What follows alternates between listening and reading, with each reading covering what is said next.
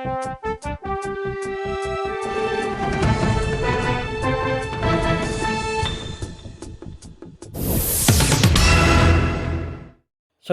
fenomena mudik lebaran menjelang Hari Raya Idul Fitri 1446 Hijriah yang diperkirakan jatuh pada awal April mendatang merupakan fenomena tahunan. Kepadatan arus lalu lintas menjelang saat dan pasca lebaran tidak bisa dihindari. Biasanya puncak kepadatan arus lalu lintas terjadi H-3 sebelum Hari Raya. Untuk mengantisipasi kepadatan, pemerintah telah menyiapkan sejumlah strategi pengaturan lalu lintas, termasuk penerapan sistem satu arah one way dan kontraflow di sejumlah ruas jalan utama, khususnya jalan tol. Tidak terkecuali pendirian posko-posko dalam rangka memberikan pelayanan kepada masyarakat menghadapi permasalahan arus mudik. Pendirian posko terpadu lebaran diharapkan bisa menyelesaikan permasalahan arus mudik dan sosial. Gubernur Jawa Tengah Ahmad Lutfi meminta setiap personil dan instansi yang terlibat harus berkoordinasi dengan baik dengan stakeholder terkait demi memberikan pelayanan terbaik kepada masyarakat. Inilah bentuk operasi kemanusiaan dalam rangka memberikan jaminan kepada masyarakat yang mudik, sehingga mereka merasa aman dan nyaman tanpa terganggu permasalahan sosial di wilayah kita. Kata Ahmad Lutfi saat membuka dan memberikan arahan kepada petugas posko terpadu Lebaran 2025 di kantor Dinas Perhubungan Provinsi Jawa Tengah, Senin 24 Maret 2025. Lutfi menjelaskan posko terpadu Lebaran 2025 tersebut terhubung langsung dengan posko-posko yang ada di seluruh wilayah Jawa Tengah, baik pos yang sifatnya wilayah dari Dishub maupun pos di terminal-terminal.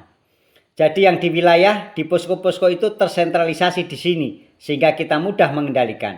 Artinya posko terpadu ini tidak berdiri sendiri, ada dari lalu lintas dan macam-macam. Ini pembukaan posko terpadu, ini mengendalikan di seluruh posko seluruh provinsi Jawa Tengah.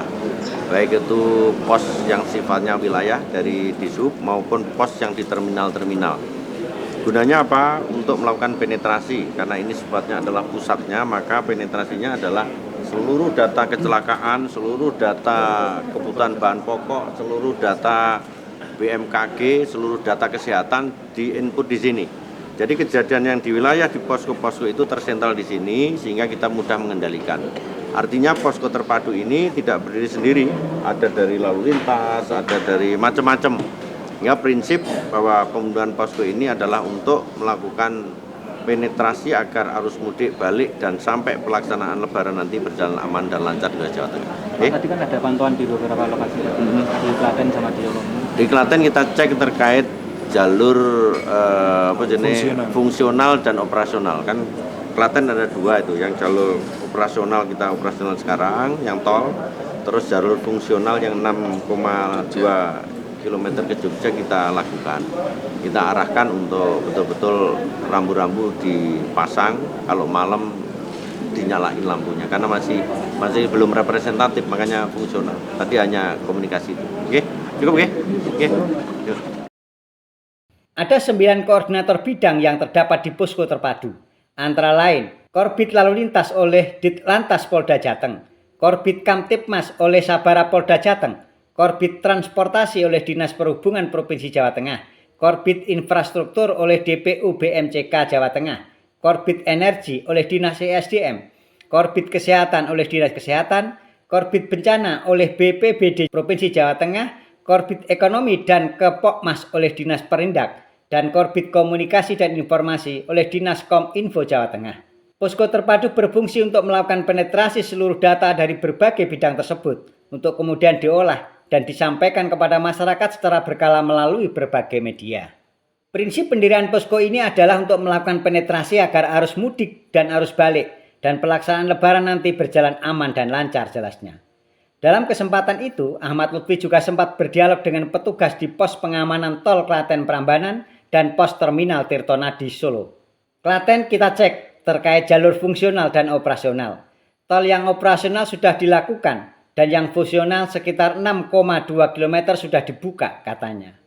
Ia menginstruksikan agar berkoordinasi dengan Dishub dan Ditlantas Polda Yogyakarta, mulai dari pengaturan arus lalu lintas agar tidak menumpuk di tol dan rambu-rambu termasuk penerangan jalan.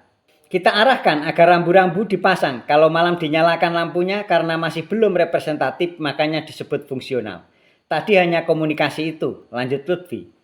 Lutfi juga mengingatkan kepada petugas untuk tegas terkait kelalaian jalan transportasi umum. Hal itu disampaikan kepada petugas di pos Terminal Tirtonadi. Ia tidak ingin kejadian remblong seperti kasus di Guci terulang kembali. Cek sampai tuntas, kalau nggak layak jalan tegaskan. Keselamatan paling utama, kendaraan Sumbu 3 juga mulai hari ini sampai tanggal 8 April sudah dilarang jalan kecuali ngangkut bahan pokok, tegasnya. Tetap pantau dan ikuti channel @portalika news untuk informasi terbaru dan terkini. Jangan lupa like, share, dan subscribe. Sampai jumpa.